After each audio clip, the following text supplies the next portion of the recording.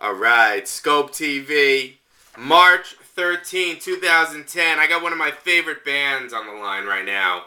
I got my man Adam Kittredge from Jets Overhead. What's happening, brother? Hey, not too much, man. Good to talk to you. Good to talk to you.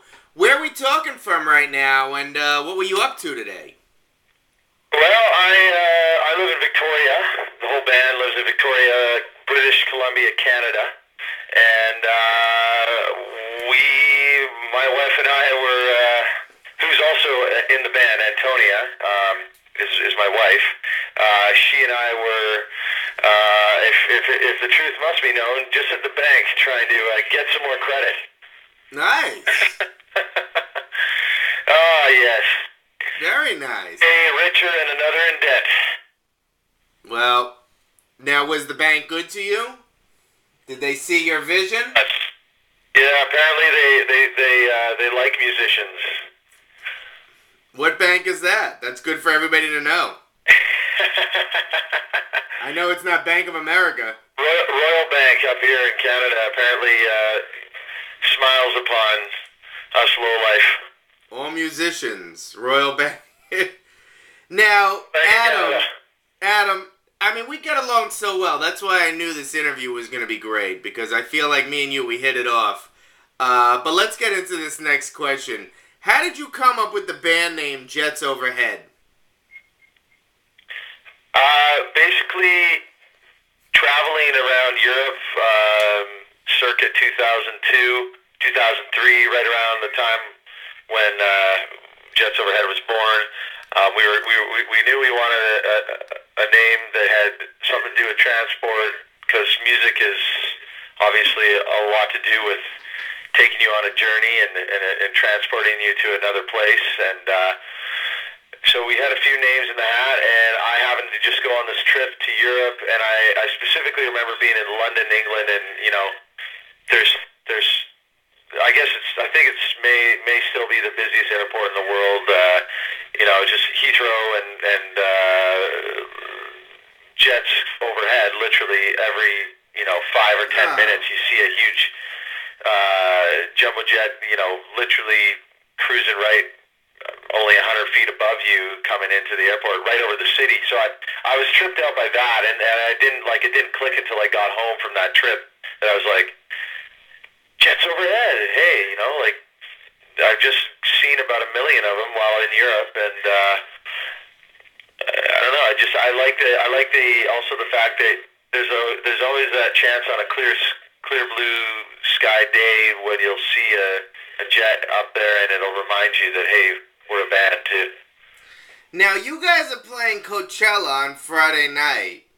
Is this your first time, and how are you preparing for that? Yeah, it's our first time. We're breaking our proverbial cherry at the Mojave stage at 1 o'clock, and that's on Friday, 1 o'clock p.m. on Friday. So we're the first band on, and how we've prepared for it is that basically I'm working on my bass tan right now. Trying to get my skin to not be quite as pasty white as it currently is due to my Canadian climate. And other than that, we've had a couple of rehearsals, and we're feeling pretty confident that the 40 minutes they've given us will be full of beautiful melodies and uplifting music. Good. Very good. Now, how did the five of you connect and form Jets Overhead? I mean, I know two of you are married, but how'd you guys all link up? Short story is that Piers, whose guitar player is my cousin, Jocelyn, who's the bass player in our band, was my neighbor growing up, and we went to the same schools all through elementary through high school. So we saw a lot of each other, and then Luke, our drummer, he's a local musician on the scene, and he kind of came into the group a little later. And then Antonia is essentially the way we met, who's my wife as well. She and I met because I was moving out of it, or she was moving out of a house, and I was moving into the house she was moving out of, and we kind of hit it off just in that transfer of domain, and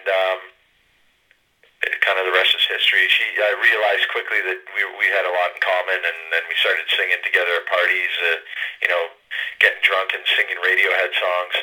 And, that is so interesting, and I want to hit on that. I really do, because it's like, now, how does that mix into your relationship? Does it, as boyfriend girlfriend being also music partners? I mean, does it, It features in well. In our case, we're pretty damn good at getting along with each other.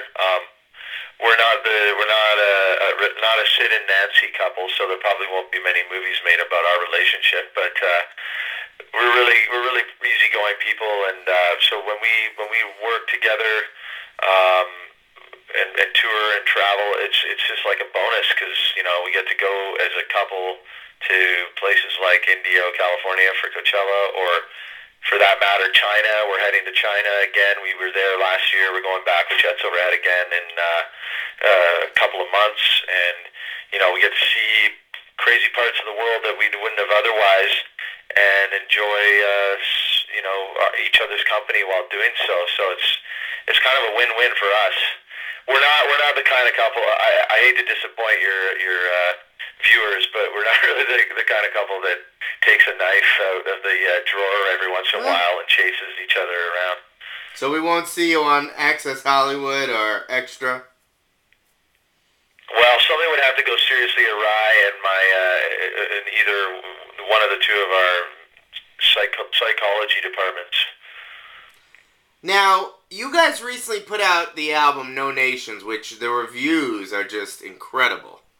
I mean, there's no music blog, music website that has anything negative to say about this album. How did you choose No Nations, and what's the meaning behind that song? I love that song, by the way. And Skope readers, we're going to have that song available, the MP3, on skopemag.com. So you'll be able to enjoy it as well. Nice.